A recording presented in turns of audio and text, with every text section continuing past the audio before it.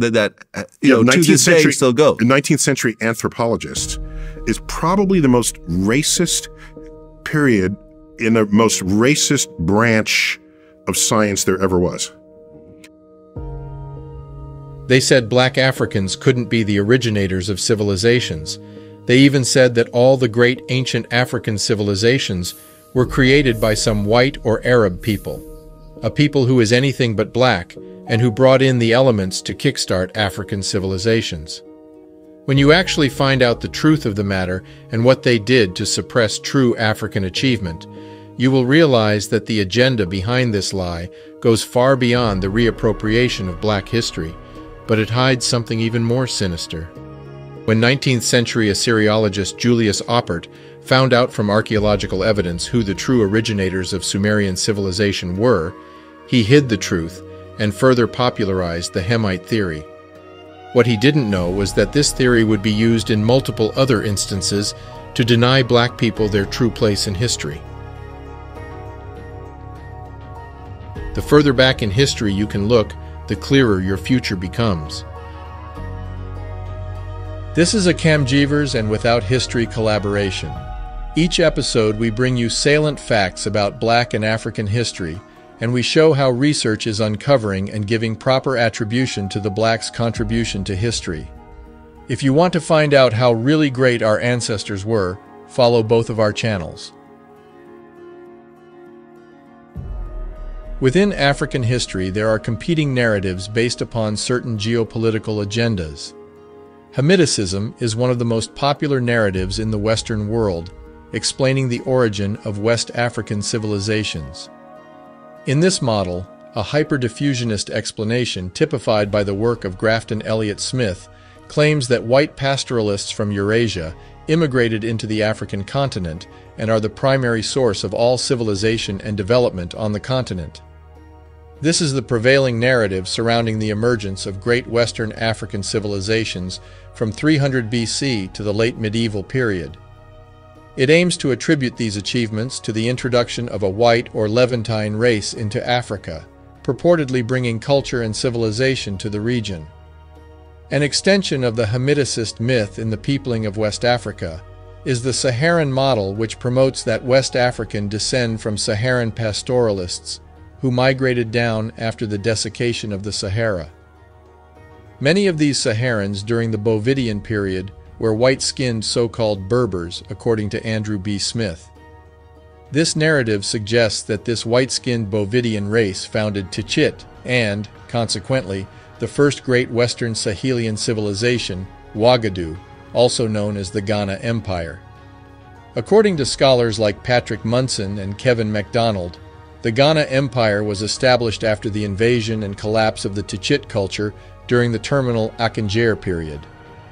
In this model, syncretism between the vestiges of Tichit and the Berber culture led to the establishment of the Ouagadougou Empire. However, the evidence from multiple fields contradicts this view. Many Western scholars argue that most modern West African cultures primarily descend from ancient Saharan migrations, without proper support for their claims, often asserting that modern West Africans lack direct association with the cultures of the Hapi River Valley or the Nubio-Kemetic civilization complex.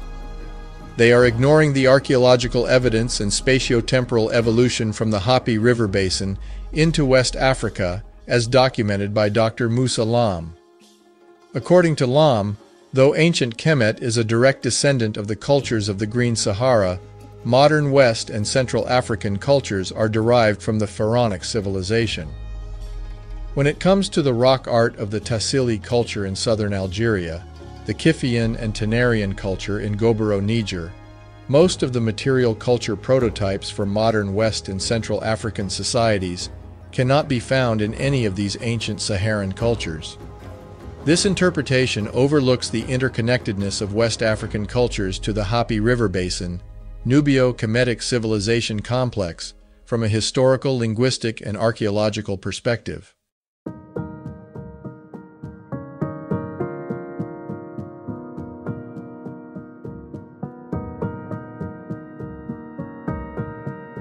These same class of Western chauvinists have popularized the notion that all civilizations of note south of the Sahara can be attributed to the contribution of a people other than the black man.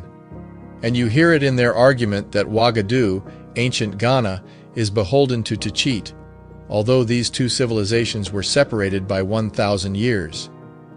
The archaeological evidence clearly shows that ancient inhabitants of ancient Sahara and West Africa were displaced or consumed by a new people with clearly different phenotype and culture. The ancient pastoral tradition that settled in the region. Analysis from Dr. Kevin MacDonald indicates that the cultures of ancient West Africans and their languages have been lost, further suggesting a rapid displacement by a dominant incoming culture from the north and the east from 4,000 to 1,500 years ago. This matches the Diopian migration model for the peopling of West Africa. Interestingly, most West African groups have appellations for the people that existed in ancient Sahara, extending to West Africa, before the migration from the east to their current locations. The Sonika call the immediate predecessors of the Ouagadougou Empire the Goloma.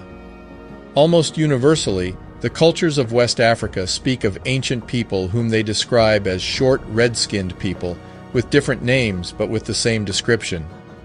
The Malinke call these people Woklo, the Wolof call them Kondrong, Kinkirsi with the Mosi, the peoples of Liberia call them the Jina.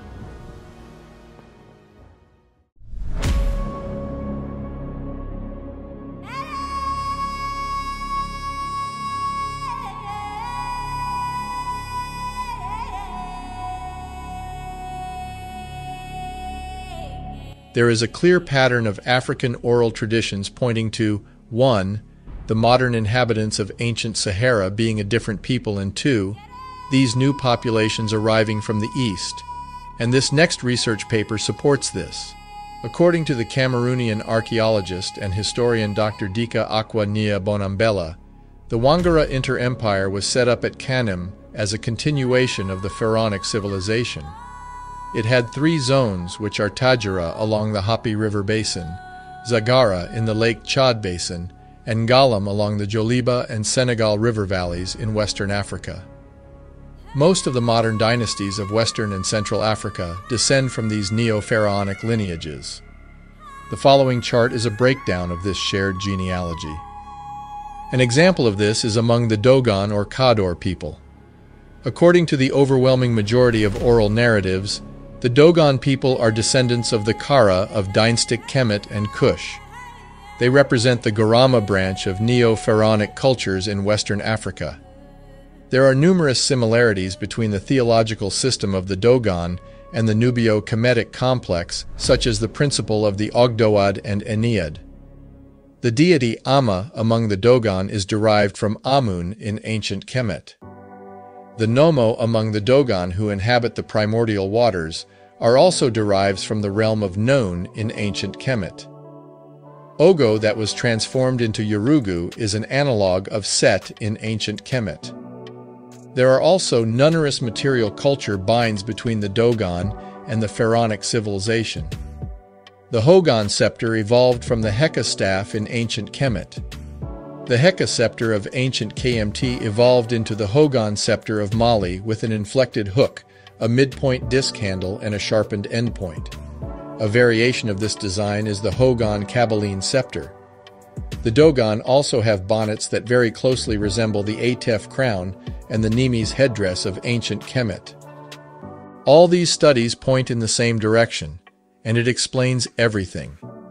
From the incredibly similar cultures observed all throughout Western and Central Africa to the genetic similarities between African Americans and the ancestors they share in common with the West Africans. And it is that explanation that we will see in the next section.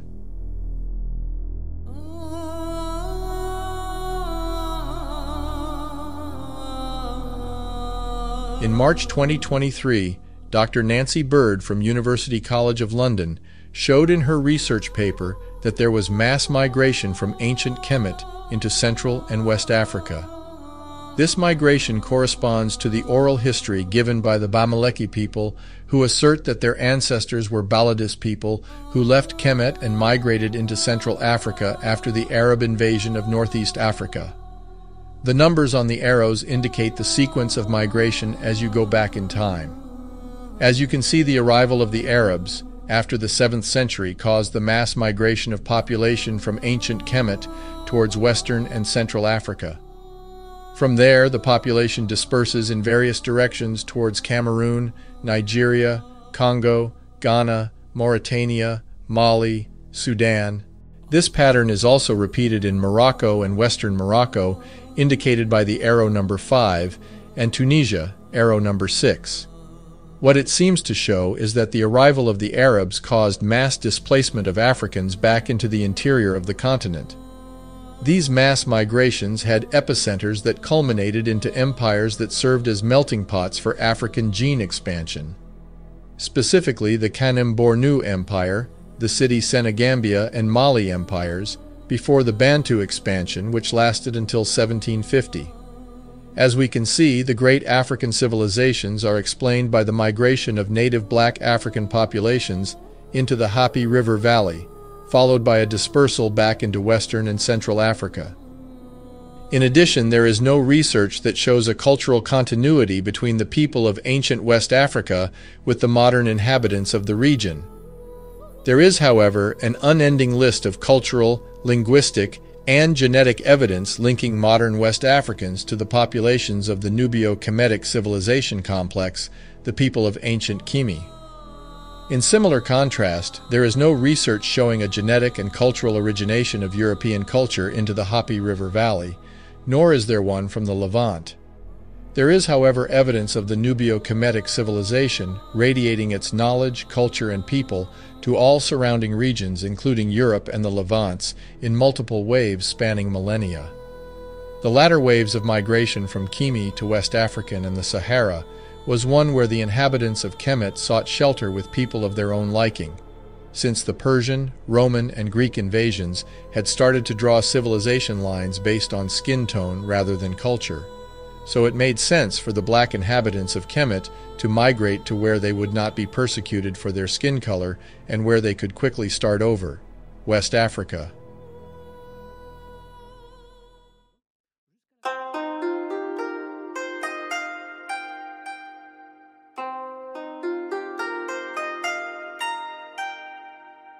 In 2018, a team of researchers from the University of Rome in Italy, led by Eugenia D'Annunzio, found some outstanding facts about the makeup of the Sahara when it was green.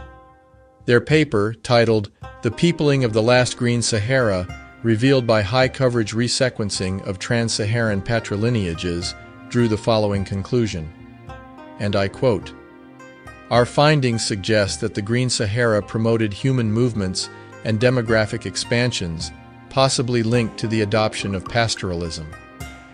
Comparing our results with previously reported genome-wide data, we also find evidence for a sex-biased sub-Saharan contribution to Northern Africans, suggesting that historical events mainly contributed to the mtDNA and autosomal gene pool, whereas the Northern African paternal gene pool was mainly shaped by more ancient events. End quote.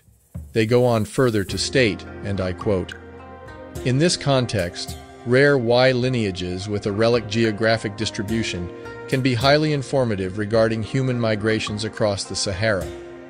Thus, considering their frequency distribution, the 4 trans-Saharan lineages, A3M13, EM2, EM78, and RV88, could represent the remains of the Saharan MSY genetic landscape before the desertification, contrary to the usual interpretation involving recent gene flow events." So by now you must be thinking, if the Arabs and white were not there in the ancient Sahara, how can they claim that they were the originators of the great African civilizations? Well, simply put, it is a fabrication. After the advent of Islam, it became uncomfortable for the Arab to admit that the originators of civilization were the Africans. It did not sit well with the narrative of their holy book. Secondly, as the Arabs started to occupy North Africa in the 7th and 8th century AD, They needed to justify their oppression of the native black population, and they did so by rewriting history to exclude the blacks. This is why, till this day, there are so many Arabs who still think that civilizations like Carthage and the Garamantes were Arab. And this is why they need the Tichit civilization to be Arab, because they advocate that this early civilization in modern-day Mauritania was the originator of all other great African civilizations. And their thinking goes as follows. Today, Arab people live where ancient Carthage and ancient Mauritania used to be, so ancient Tichit and Carthage were Arab. And yet, as we have seen from the evidence, it could not have been anything than black. As always, when something is true, a multitude of data points align to it. And there is one more interesting data point that invalidates the Hamiticist theory.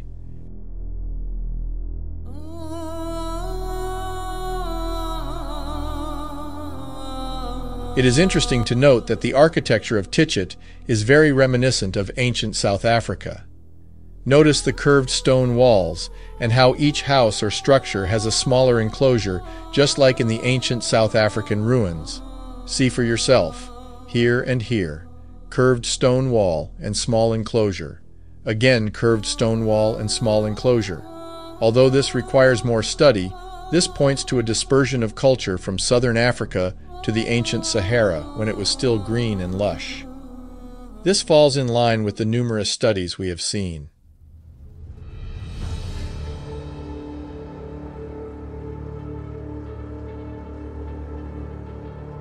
The pattern that emerges when studying African history is that all efforts are made to deny or remove the blacks' role in originating and dispersing civilization.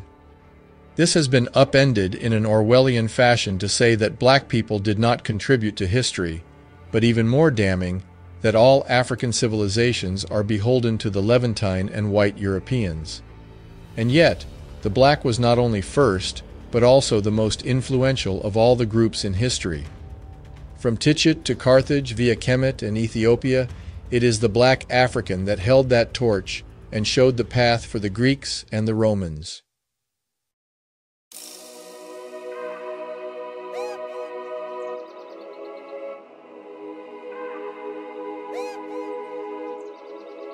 It's Big V, the prolific producer.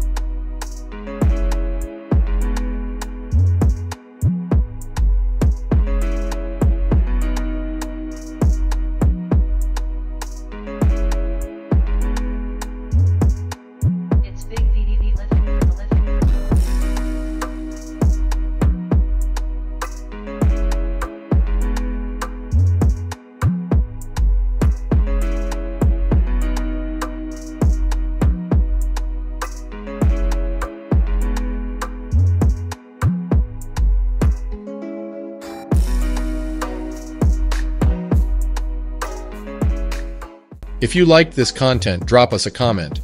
Above all, share it with everyone you think can benefit from it. We hear a lot about the negative voices, but it warms our hearts to hear your positive comments.